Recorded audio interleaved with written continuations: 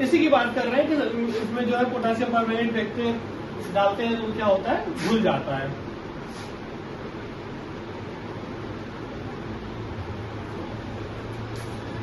यहाँ फिर से उसी एक्सपेरिमेंट को किया गया है, सब में से ले करके आगे नमक डालेगा और नमक डाल करके उसमें दिखाएगा कि स्पेस होता है उनके बीच में। ये सब हम बात कर चुके हैं हम लोग।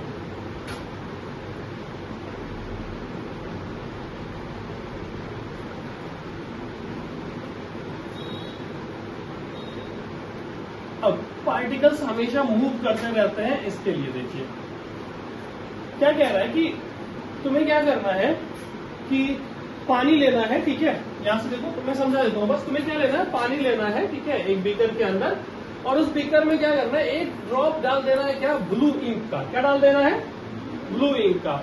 और आराम से बीकर के किनारे से होके देखो कहां से डालना है, आगे शायद डायग्राम दिया होगा इसका, ठीक है, आगे डायग्राम मेंशन होगा, देखो जरा नेक्स्ट पेज पे। हाँ, यहां देखो ध्यान से देखो, ये वाला पहला वाला डायग्राम दिखाने की बात कर रहे थे। हमने क्या किया, ब्लू इंक ऊपर में डाल दिया, ठीक है। अब ये अगर पार्टिकल हिल डुल नहीं रहा है तो ब्लू इंक अंदर कैसे जा रहा है, फैक्ट है ना कि ये कैसे पानी में अंदर तक पहुंच गया। अगर पार्टिकल उसके हिलते ही नहीं है, किसी चीज के अपने जगह पे बने रहते हैं, तो अब मान लो कि पानी का पार्टिकल ऐसे ऐसे करके पैर से बैठा हुआ है। अब अगर यहाँ से इंक को जाना है तो इसको क्या करना पड़ेगा, जगह देना पड़ेगा ना। तो अगर जगह दे रहा है इसका मतलब हिल रहा है, वो तभी तो जगह दे रहा है। तो ये बात साबित करता है कि पार्टिकल के जो कण होते हैं वो क्या कर रहे होते हैं, हमेशा हिल रहे होते हैं, ठीक है, क्योंकि इंक जब सब जगह तक पहुंच जाता है। यहाँ पर पार्टिकल को दिखाया गया, देखो उनके मूवमेंट्स को भी अलग अलग होते हैं, ठीक है, ये मूव करते रहते हैं, अलग अलग डायरेक्शन में हमेशा मूव कर रहे होते हैं। अब यहाँ लिखा हुआ है कि पार्टिकल क्या करते हैं, एक दूसरे को आकर्षित करते हैं। क्या करते हैं, तो पार्टिकल एक दूसरे को क्या करते हैं, आकर्षित करते हैं।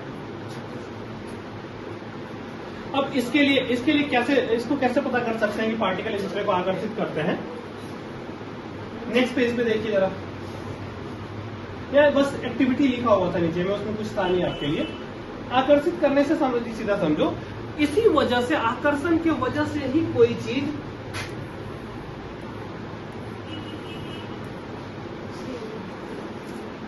क्या होता है, ठोस होता है, द्रव होता है और गैस होता है। अब समझो, ठोस में क्या होता है, पार्टिकल के बीच आकर्षण बहुत ज्यादा होता है, बहुत नजदीक, इसलिए जो पार्टिकल होते हैं बहुत सटे सटे होते हैं। देखिए ये वाला जरा, ठोस में क्या होता है, पार्टिकल बहुत सटे सटे होते हैं और उनके बीच का आकर्षण बहुत ज्यादा रहता है, ठीक, इसलिए उनके पार्टिकल सटे सटे। उसके मुकाबले द्रव में कम सटे सटे रहते हैं, कम उनके बीच का जो फोर्स रहता है वो कम होता है, और सबसे कम किसमें होता है, गैस में, इसलिए इसके पार्टिकल दूर दूर घूम रहे होते हैं, ठीक है।